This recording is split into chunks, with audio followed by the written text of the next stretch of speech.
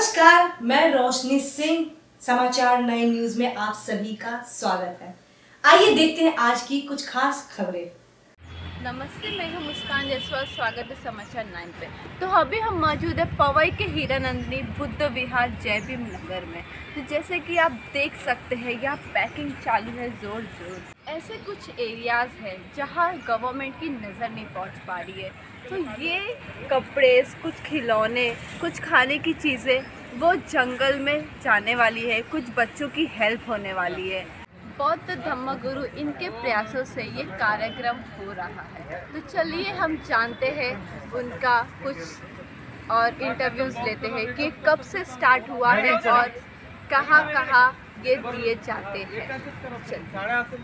जय भीम नमोबुद्धाय सर्व उपासक उपासिका आणि दर्शकांना, भीम अनुयायांना, एक भारतीय नागरिक आहे या हिशोबाने तुम्हाला सर्व सूचित करतो की आम्ही एक सुंदर असा उपक्रम महाराष्ट्र युवा संघ या माध्यमातून एक हात मदतीचा सर्वांगीण विकासाचा हा एक उपक्रम राबवत आहोत। या उपक्रमामध्ये असं आहे की मुंबईच्या बाहेर जेवढे काही गरजूवंत लोक आहेत, ज्यांना कपडे नाहीत, ज्यांना उपासमाराची वेळ येते, जे वंचित घटक आहेत, तर अशा लोकांना आम्ही काहीतरी आमच्याजवळ असलेले कपडे द्यावं, वह्या पेन पुस्तकं द्यावं ही आमची इच्छा झाली आणि आम्ही लोकांनी एक संदेश पोहोचवला की आपण नवीन कपडे नका देऊ, काय हरकत नाही, परंतु आपल्याकडे जे जुने कपडे आहेत किंवा जुने भांडी असतील, लहान मुलांचे जुने साहित्य आहे, ते साहित्य घरी ठेवण्यापेक्षा, कुठं बंगालमध्ये फेकण्यापेक्षा आमच्याकडे ते साहित्य द्यावं। आम्ही मुंबईच्या बाहेर काही गरजूवंत लोक आहेत, या लोकांपर्यंत हे सर्व सामान वाटप करणार आहोत। तर अक्षरशः या ठिकाणी खूप साऱ्या लोकांनी, आम्ही या गोष्टीचा, या उपक्रमाचा जास्त प्रचार केला नाही, परंतु हे विचार लोकांना आवडले। तर ज्या लोकांना माहीत झालं त्या लोकांनी आपल्या घरातील कपडे काढले, जे लोक जमा असतील, आणि ते इथं आणून दिले। याच्यामध्ये असं झालं की काही लोकांनी नवीन साहित्य सुद्धा दिलं, काही लोकांनी वह्या, पुस्तकं, पेन, जे काही कंपास आहे, शाळेचं साहित्य दिलं, काही लोकांनी भांडे दिले, काही लोकांना किराणा दिला।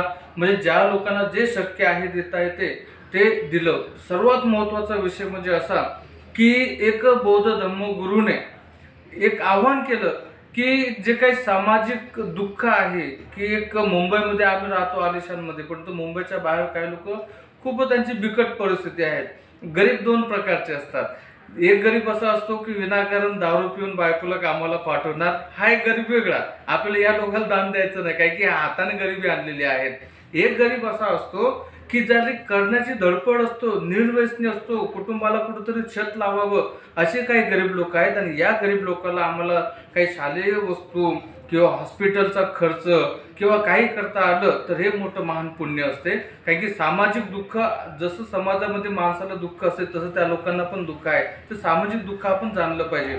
लोकांना हा संदेश गेल्याबरोबर इतर जाती धर्मातील लोक आमच्याशी जुळले। म्हणजे बघा, हा कुठला उपक्रम आहे की एक हात मदतीचा सर्वांगीण विकासाचा। ज्यांच्याकडे कपडे नाहीत त्यांना आपल्याला कपडे द्यायचे आहेत, काही साहित्य द्यायचं आहे, काही खाऊ द्यायचं आहे।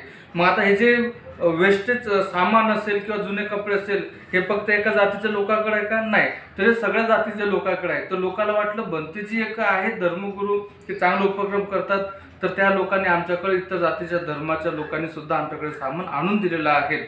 मग ठाण्याला राहणारा असेल, गोराईला राहणारा असेल, नवी मुंबईला असेल, धारावी असेल, जिथं जिथं हा मेसेज पोहोचला त्या लोकांनी स्वतःहून सामान आणून दिलं। याच्यामध्ये अजून एक मोठं यश म्हणजे असं की काही लोकांनी नवीन सामान आणून दिलं।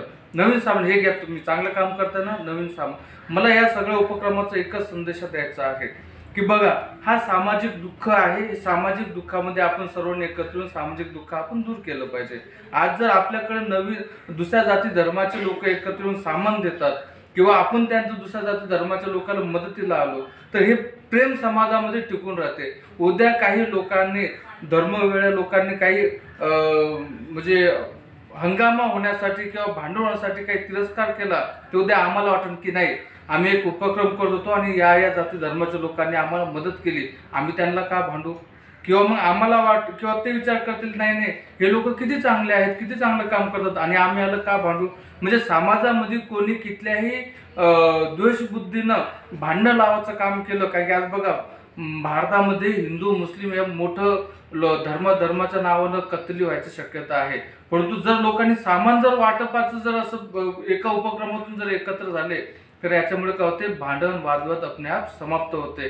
म्हणून या उपक्रमाबद्दल आपल्याला पण म्हणजे मी YES9 न्यूजला धन्यवाद देतो की त्यांनी बातमी कव्हर केलेली आहे. अशाच उपक्रमामध्ये सर्व धर्मातील सर्व गुरूंनी एकत्र राहायचं आहे, समाजाचं दुःख बघायचं आहे आणि त्यांच्यावर उपाययोजना करायचं आहे. आमचं जे दुःख आहे सामाजिक, आमचे मंदिरं बांधल्यानं हे दुःख जाणार नाही, हॉस्पिटल बांधल्यानं हे दुःख जाणार आहे. आमची लायब्ररी बांधल्यानंतर पोरांना चांगलं एज्युकेशन, चांगलं शिक्षण दिलं तर आमचं हे सामाजिक प्रेम टिकून राहणार आहे.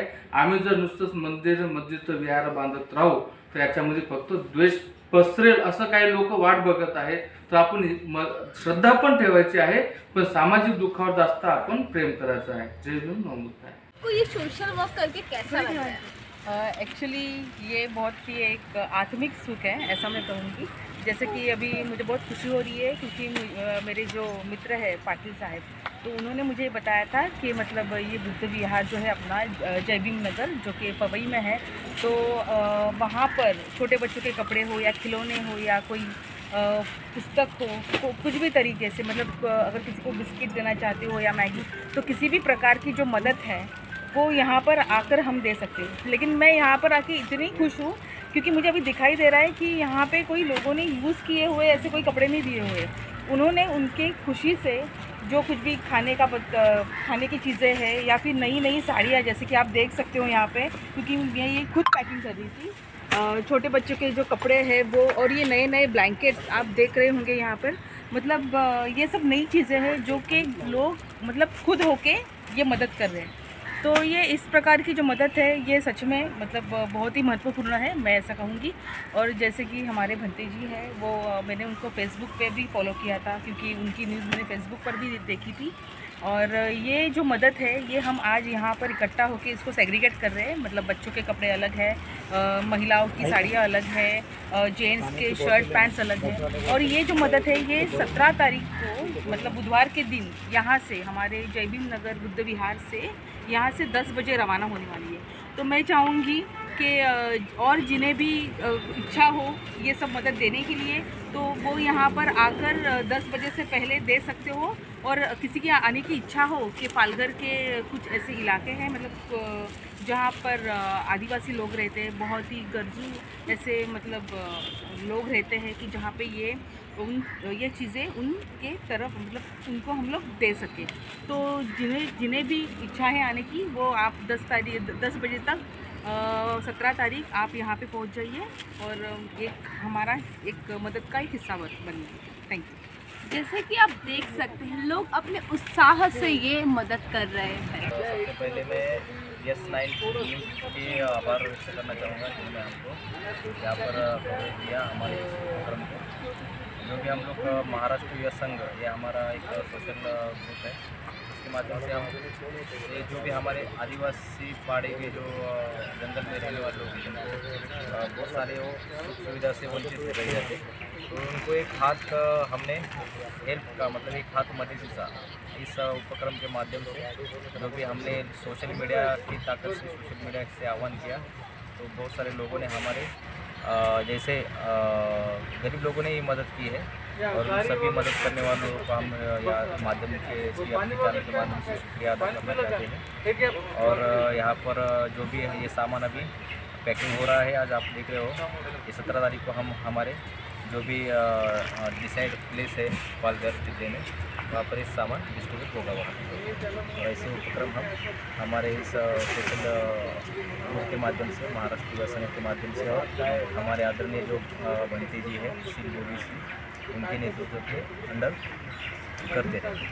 धन्यवाद. जैसे कि भंते जी ने आह्वान किया था कि आपके पास जो भी कुछ पुरानी नई चीज़ होगी जो दुर्लभ एरिया में रहते आदिवासियों वगैरह, जैसे कि जिन लोगों को ये सब चीज़ें प्रोवाइड नहीं हो पाती उन तक ये पहुंचाना है.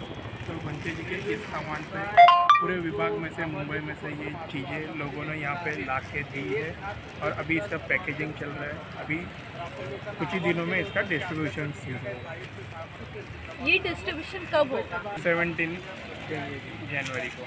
ओके ओके, तो जैसे कि आप देख सकते हैं 17 जनवरी को ये सब डिस्ट्रीब्यूशन होने वाला है पालघर जिला में।